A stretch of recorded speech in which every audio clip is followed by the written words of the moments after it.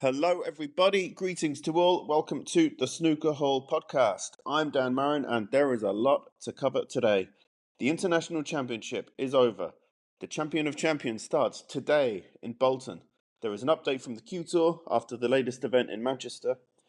There's a lot to talk about. But first, I thought I would catch up with some correspondence from the Snooker Hall community. Let's get to it.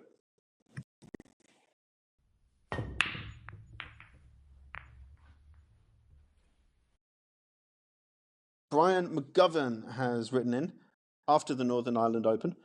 He says, "Hi Dan, as you are aware, I attended the Northern Ireland Open final on Sunday. It was great to be there and sampling the atmosphere, and I must say that it won't be the last time, as I'm planning to go next year again.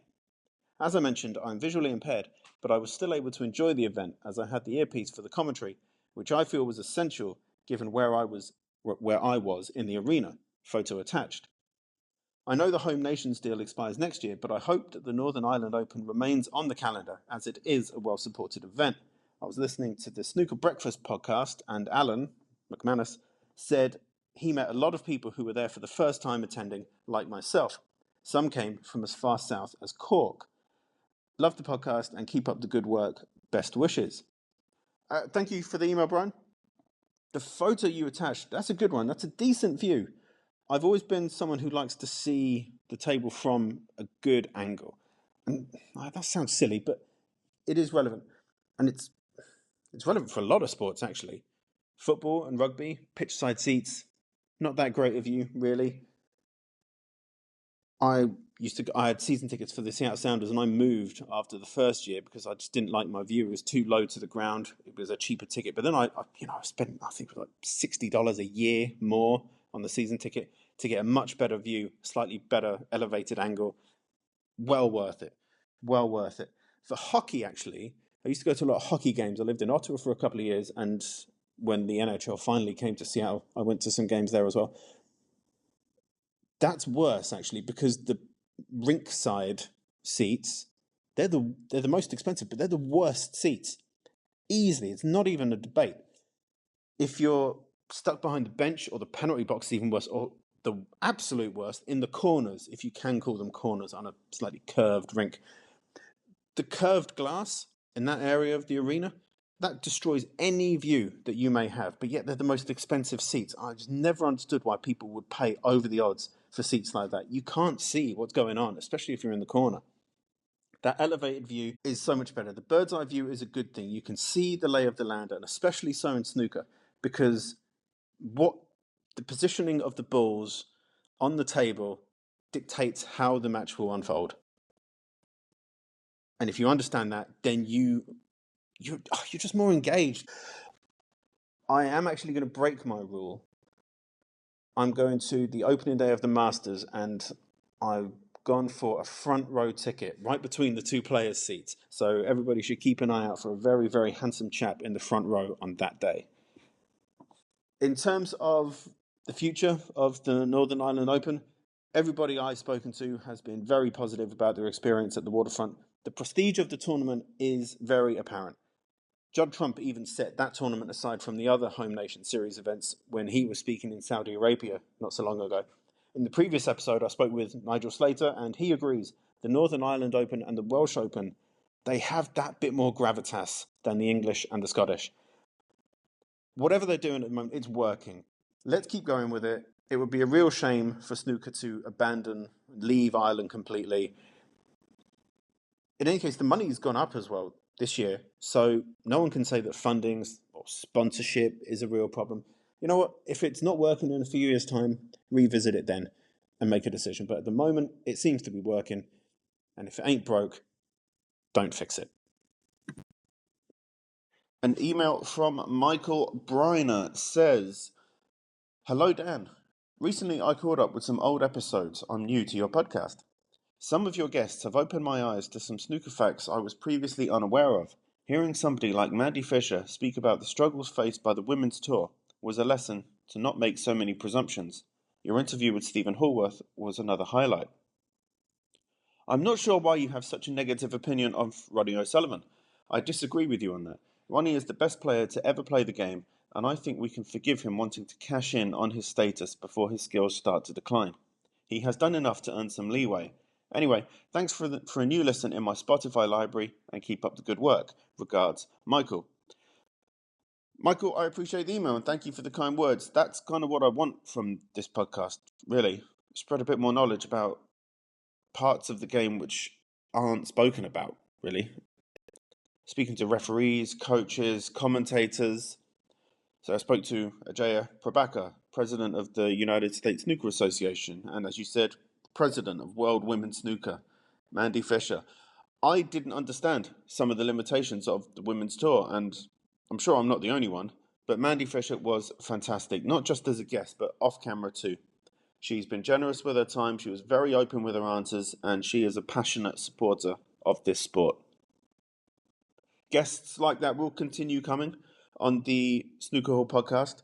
In an upcoming episode, I'll speak with John Hunter. He's the head of Q Stars. He'll share some knowledge on the junior game, how the sport gets kids involved in the first place. Yeah, it's good to know that the show is helping to share at least a little bit of knowledge about these aspects of snooker. As I said, I'm very grateful to hear that you're enjoying the podcast. So, thank you. Your point on Ronnie cashing in, yeah, I'm like you. I can't blame him. It does seem like he's on a greatest hits tour at the moment, just taking PR promo paydays from any nation state which will pay him to say nice things about their country. Yeah, Ronnie, he's easily one of the best players in history, and even now he is capable of blowing anyone away if he's on it. But it does seem that since that Golden Ball exhibition in Riyadh earlier this year, he's not been at his peak on the table. But you can never write him off. You never, ever can write off Ronnie O'Sullivan. He could turn up and win all 3 Triple Crowns this season. He is still that good. But I think as the months and especially as the years pass, I think we'll see him in more of a publicity role in snooker rather than as one of the top players. Sean has got in touch. How impressive has Kyren Wilson been this season? I was concerned when I saw him lose a match 6-0 earlier in the season, but he has been the standout performer so far, even ahead of Judd Trump in my opinion. The big debate is whether he gets the credit he deserves, but I don't think that's relevant. The trophy haul will be his proof. On a side note, I'm heading up to Edinburgh for the Scottish Open in December. My uncle and I have tickets for the Thursday evening and all day on the Friday. The ticket for the Thursday evening session was only £16.50 each. That's good value in anybody's book. If anyone from the snooker hall community has any tips on places to eat and enjoy a pint in Edinburgh, I'm open to suggestions. Cheers! Well, let's tackle that bit first, Sean. Well done on getting some tickets. I think there will be a limited number of tickets left, but on Thursday evening and especially on the Friday, these are going to be the quarterfinal days, you're going to get some good snooker. There's bound to be a few big hitters left in that tournament. And for £16.50 for an entire session, that's NTS. That's not too shabby. My advice on that, I haven't been to Edinburgh in a few years, so my knowledge is it's definitely passé. If anyone has any recommendations for Sean, maybe we can help him enjoy his weekend even more. Let me know and I'll share it on here. Contact us at thesnookerhole.com. I will not be joining you in Edinburgh because Friday the 13th of December is my birthday. Regarding your point on Kyren Wilson, I think it's a really fair assessment. He has been very impressive. That match you mentioned, the 6-0 defeat against Zhao Yulong, that was a blip against a very dangerous player, and 6-0, I remember, was not a fair reflection. It did not justify the difference in quality of the two players. Yes, Zhao deserved the victory, of course, but he wasn't a 6-0 worthy winner on the day. This point about the trophy hall being proof, yeah, it's true. 2 ranking titles so far this season. He's beaten Judd a few times on the biggest stage, and I think Kyren over the last year has really come into his own as truly one of the top players in the world. And I made a point on X. It's not that he wasn't good before. He was always good, but I think he's taken the break building to another level. And by that, I mean, it's almost like watching Ronnie O'Sullivan is what I said on X. The way the cannons he's making, the way he's playing, he just looks so confident. And I think he's doing a great job as champion. I was listening to the Snooker Scene podcast last week, and Dave Hendon mentioned that there is a new snooker podcast. It's called Cue the Chat, and the host is Fionn Lynch. And Fionn made a really, really good point on one of his episodes. I listened to it a few days ago. Even at this point in the season, Kyron has won more matches than Luca Brecel did in the entirety of his season as defending world champion. I mean, that's incredible. I mean, Luca made a couple of finals at invitation events, Saudi Arabia and the Shanghai Masters, I believe. So, okay, that's promising signs. But there was nothing to write home about from the ranking events. When it comes to the big one, next spring, time will tell if Kyron can break the Crucible curse or not. But the way it's going now, it would take a very brave punter to put a bet on a first-round exit for Kyron Wilson. It's night and day in terms of how they are representing the sport as the world champion and how they're performing. I think he's doing a great job. Sean, you're right.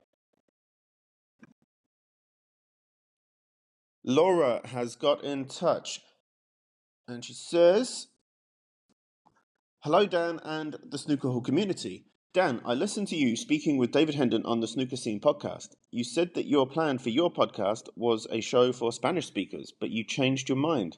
I can tell you that there is an audience for a snooker podcast like yours in Spain. I speak English well, so I don't have a problem listening to your podcast or other snooker podcasts in English. However, some people who love snooker in Spain would be happy to hear a Spanish language show. Do not forget that this podcast would also open a door to the Latin American audience. Is this a possibility in the future? Gracias, Laura." Well, thank you for getting in touch, Laura. I suppose for those who, well, let me just give some context there. To those who are not aware of the conversation to which Laura's referring, the original idea for this podcast was a Spanish language show with two hosts, but my friend from Madrid, he couldn't commit because of other life priorities. He loves snooker, but he loves his family more. But on top of that, we realised that my knowledge of relevant vocabulary, it simply wasn't good enough, actually. Now, if I was speaking about, I can speak Spanish and Italian quite well, but if I was speaking about other sports, maybe football, tennis, rugby, I would get by quite well. But with snooker, I've never, ever spoken about snooker in Spanish.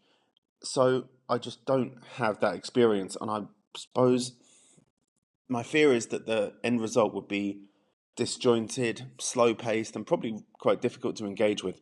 Some people might say that about my English language podcast. But, the situation isn't without hope. I know some vocabulary, but it's, how to, a cue, the cushion. I know how to say these words, but I couldn't tell you how the Spanish would say, for example, to build a break. Which verb would they use? Construir, or is it fabricar, or crear? Which verb I don't know. And that's a problem. That is a problem. What I could make more of an effort to listen to the Spanish language commentary on Eurosport. It is an option here. I suppose the problem is, on a personal level, then I would miss out on the commentators that I know and enjoy. So it's a tough situation. It would be a sacrifice on my part, and maybe I will consider that when I'm watching the Champion of Champions and some tournaments later on this year. To answer your question, though, is it a possibility? I have considered it, yes, but it's something I would need help with in terms of the time. I would also need help in terms of bringing my relevant vocabulary up to scratch so that I would feel more confident doing it. I would need someone working with me who could, save me if I found myself stuck for what to say and if I was struggling to express myself accurately in whatever situation. I'm not going to rule it out. An alternative is the podcast is available on YouTube now, and that does offer auto-translate services. So that is a possibility for now. Call that a band-aid over the wound for now. But I will consider that. Lars Johansson has sent a very short email. Why is it that Mink got the handshake when no one else does? I'm confused. Can you explain? Lars. So Lars referring to Ronnie O'Sullivan shaking Mink Nutcherod's hand after he defeated her at that recent tournament. No, I can't explain, Lars. why you would ask this of me. You're asking me to put logic with Ronnie O'Sullivan's behaviour, which is a fool's errand. He did it for the cameras. Part of me at first thought, I can see why, Mink, in terms of physical stature, she is obviously, much smaller than he is. For him to approach a lady with his fist out, maybe that seems, like it might be hostile. But then he does that to female referees, so that can't be the reason. I just think it was, I don't know. I think it was a little bit patronising, to be honest, the way he spoke about it. She did okay. It's not like she really threatened to win the match, but I don't know. I think his behaviour throughout that tournament, the way he spoke about himself after winning his first match, saying that he ticks every box for a sportsman or something like this, apart from showing respect to your opponents, the sport, the referees, and the fans, then yeah, I suppose he does. The fact that he's good at something, and very, very good at it, doesn't mean that he's the perfect sportsman. I disagree with that completely. The way he spoke about China in the aftermath, saying it's the greatest place on earth. A few weeks ago it was Saudi Arabia, and when we turn up in Berlin, if he goes to Berlin, then Berlin will be the best city in the world. He just takes the money for, and he's told what to say now. In many ways, he's a corporate puppet. He's a shill. I don't blame him for taking the money. I'm indifferent to it, to be honest. But no, I can't explain why Mink got preferential treatment to, well, more or less every other person involved in snooker. No. The final email is from Kevin Hawthorne, and it reads, a reluctant email from a snooker lover.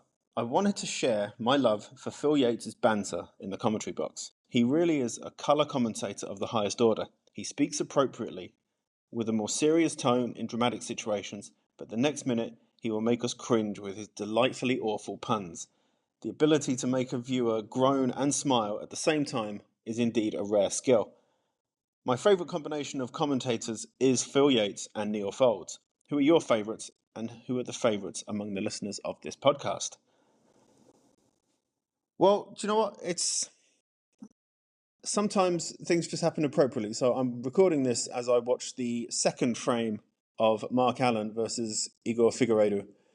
And Mark Allen's just lost the first frame. Sorry for the spoiler. But he needed pink and black.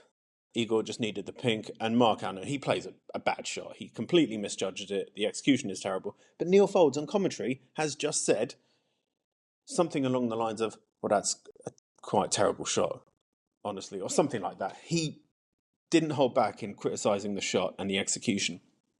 And I think we need that. We need, we do not know as much as the players. We don't know as much as Neil Foulds. Sometimes we need that. It's like, oh, was that a difficult shot? We're not sure. Neil Foulds would know, and he's made it very clear Mark Allen should be playing that shot a lot better. And it cost him the frame. I see what you mean. There are other commentators who, Phil Yates, his wordplay, this is actually a nice way to describe it. Delightfully awful. We do find ourselves, oh God, he's made that work. How has he made that wordplay work? But you know what? He's having fun with it. He's making us smile. That's kind of the commentator's job, is to keep us engaged, keep us entertained, and tell us what's going on.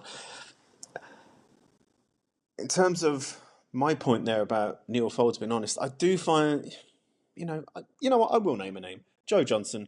I don't think he's as...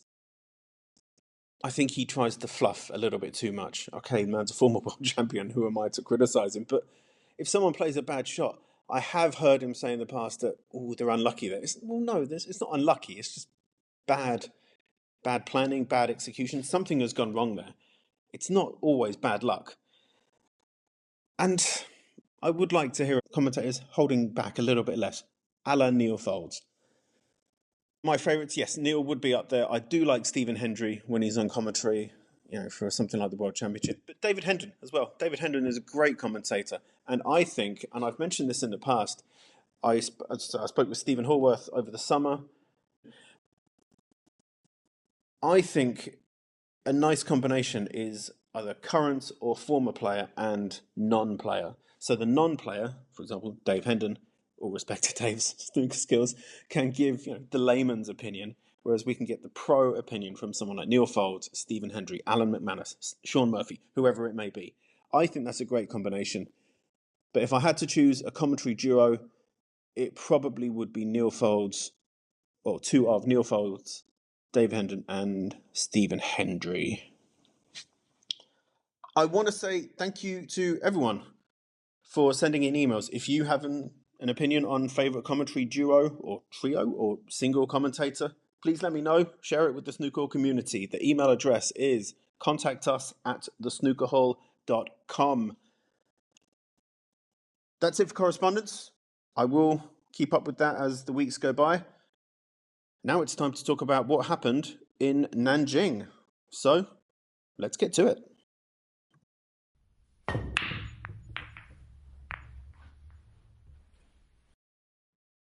Let's take a look at some of the more high-profile players at the International Championship. The defending champion, Zhang Anda. He scraped past Ishpreet Singh Chadha. It was another forgettable showing for Zhang Anda. So far, I'm going to say it, he's proving me right. I made this prediction before the World Championship even. I thought he would go out in the first round, and I thought it would be a comfortable victory for Jack Jones, so it proved.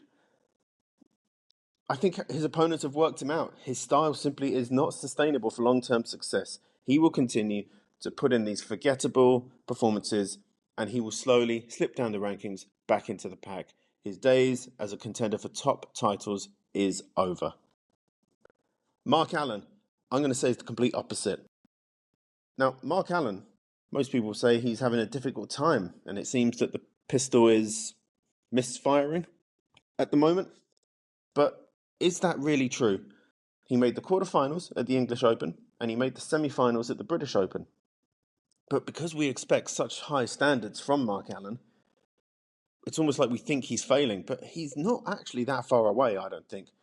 He's the defending champion at the Champion of Champions, and there's just something about Mark Allen. You can never, ever write him off. He is so dangerous. Let's not bet against him doing really, really well in Bolton. Jack Lisowski, he showed some promise. I have been critical of Jack, as many will know, but 2 deciding frame victories. Eventually, he fell to one of the informed players on the tour, Zhao Guidong. I would say there's no shame there, but hopefully this will give Jack some confidence. I want a successful Jack Lisowski in snooker. I think it would really, really benefit the sport. And speaking of players who could do with a bit of confidence, now Gary Wilson is not a player who I would ever say lacks in confidence in his own ability. He knows how good he is, and he is very, very good. But he got a few wins under his belt this week. Every player loses matches, but Gary Wilson, he is a proper competitor. He has the grit and the determination to go with the skill and the mindset.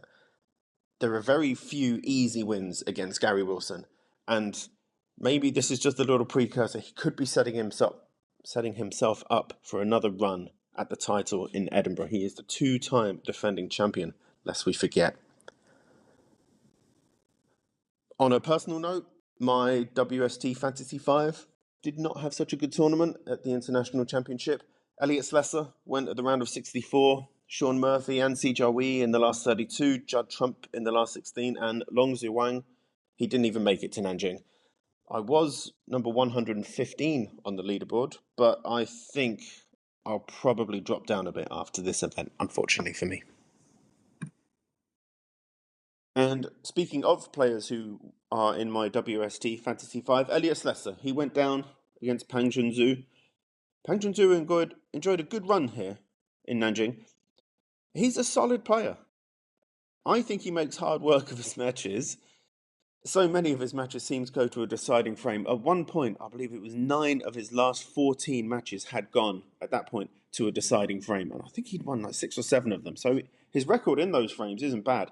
But he's putting in a lot of time on the table, and I suppose that's not always a bad thing. He's getting more match experience. Maybe it's make him a tougher competitor in the future. Hopefully it will. But more impressively, you might say, in all respect to Elliot Slessor, he went on to beat Ronnie O'Sullivan in the next round. by an even better scoreline. That's a huge win for him. Maybe it'll be a springboard and he can kick on and challenge the later stages at more tournaments. A very good friend of mine asked only a few days ago if Pang Junzhu is a good player or not. And he's a ranking event finalist. Just in 2023, let's not forget. He reached the quarterfinals in Shanghai this season and he reached the semi-final in Belfast.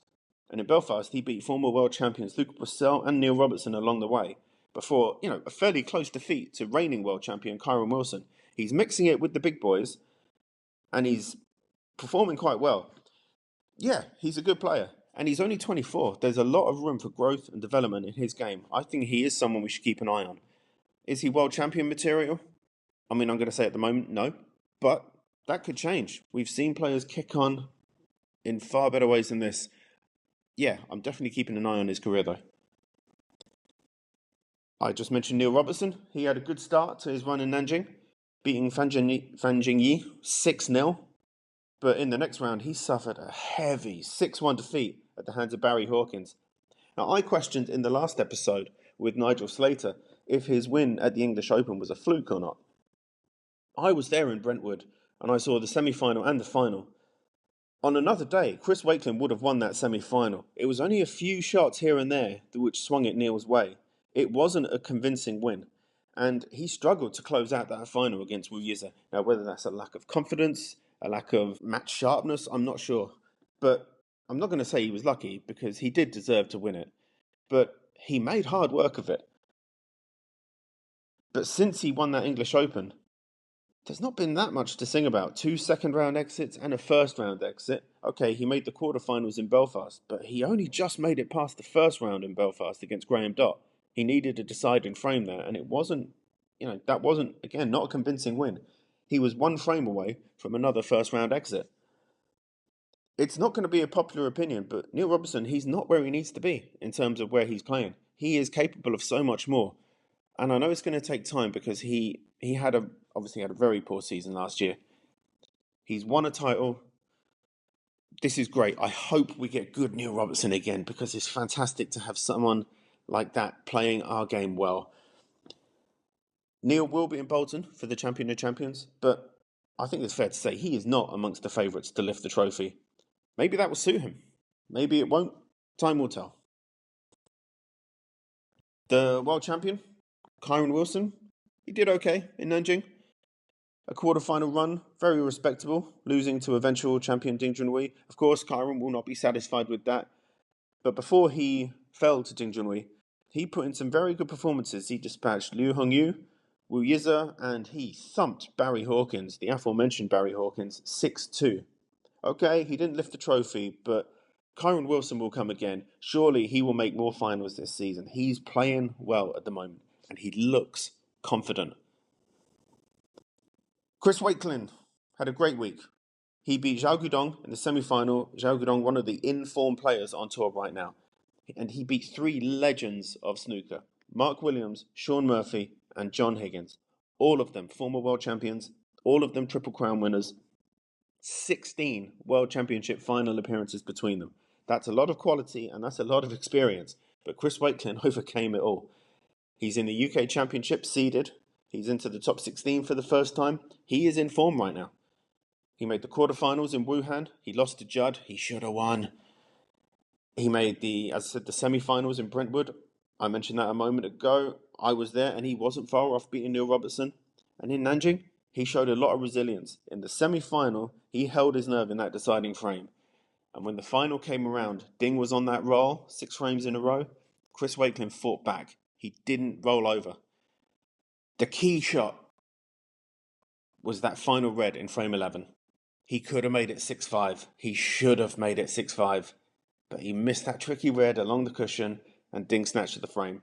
That was a huge moment in the match. It was one moment. It had a huge impact. And I think in the end, it did cost him match and title. But nevertheless, Chris Wakelin, he took a huge step up this week. Well done to him. The final word goes to Ding Junhui, of course. This is easily one of the most popular wins in modern snooker. I'm smiling even talking about it. Everybody loves Ding. He's a legend of this sport. That word may be overused, but it's true with Ding Junhui. He is a legend of snooker. Let's not forget, this is a man who made the last two UK Championship finals, the final of the World Open last season, the semi-final of the Grand Prix. I've said a number of times that Ding, and the term I used was he's not a million miles away from winning another big title. And so it proved. On his day, he is still one of the most dangerous players around. After 5 long years, he's won another ranking event, and it is a great day for snooker. It really is. I'm so happy for him. He's in the Champion of Champions now. That means we'll get to see him in a blockbuster match against Judd Trump. The UK Championship is coming up. He's got great form in York. And I really hope we see Ding challenge for more titles, especially with Triple Crown season approaching. Huge congratulations to the Dragon, a worthy winner at the International Championship.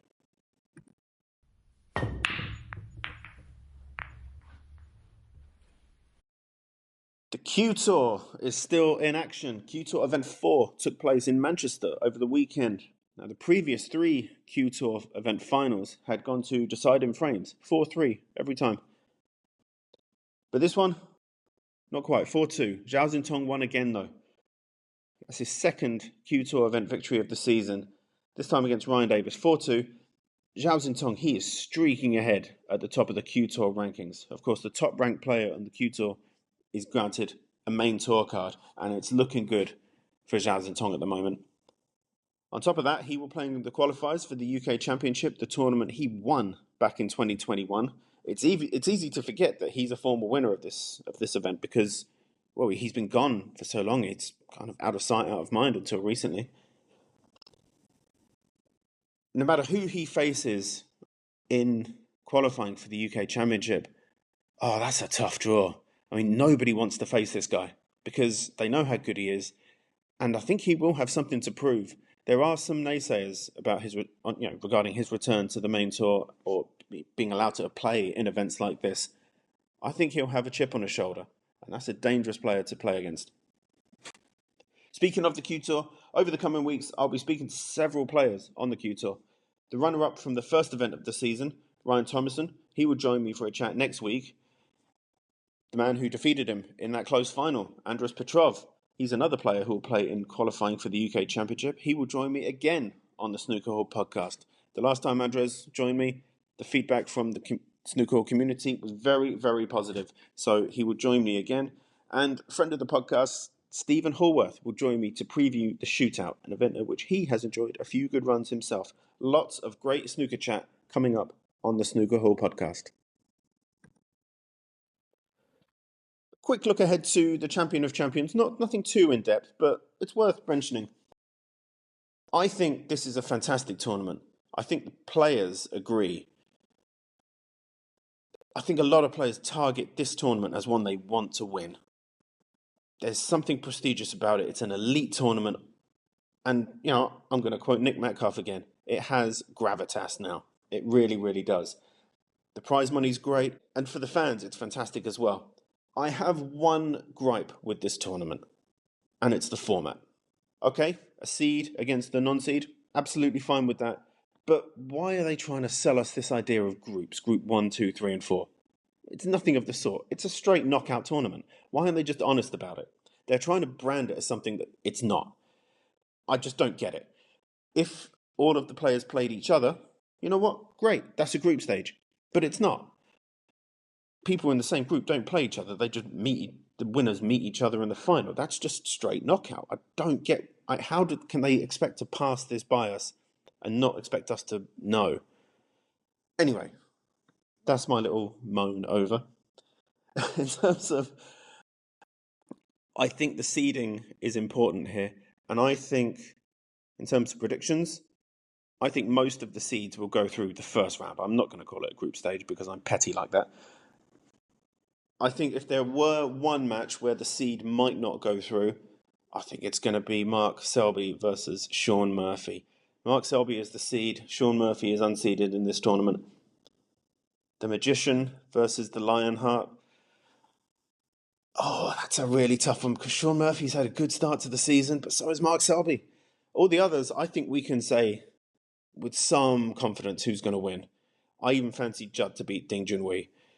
But overall, the winner, whoever wins out of Judd Trump and Kyron Wilson when they meet in the semi-final, and I think they will meet in the semi-final, that man will go on to win the Champion of Champions. Imagine if Kyron were to win it. Oh, what a topper on the first half of the season. That would be the icing on the cake for him. I wouldn't bet against it. Kyron's in good form. Judd's in good form. We're in for a blockbuster. The whole tournament's going to be a banger. Really, really looking forward to it getting going.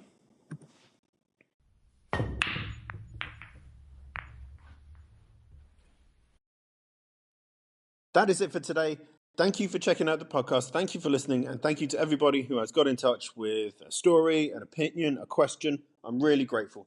Please keep the correspondence coming in.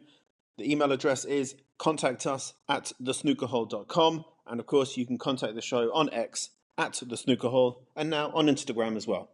The handle is also the Snooker Hole. I always say it, 5-star reviews on Apple Podcasts and Spotify go a long way to helping other snooker fans find out about this show. There's a lot of interesting content coming up over the next few weeks, some very, very exciting guests. For now, though, I hope you enjoy the Champion of Champions. I'll be back next week with a review of that tournament, and until then, take care.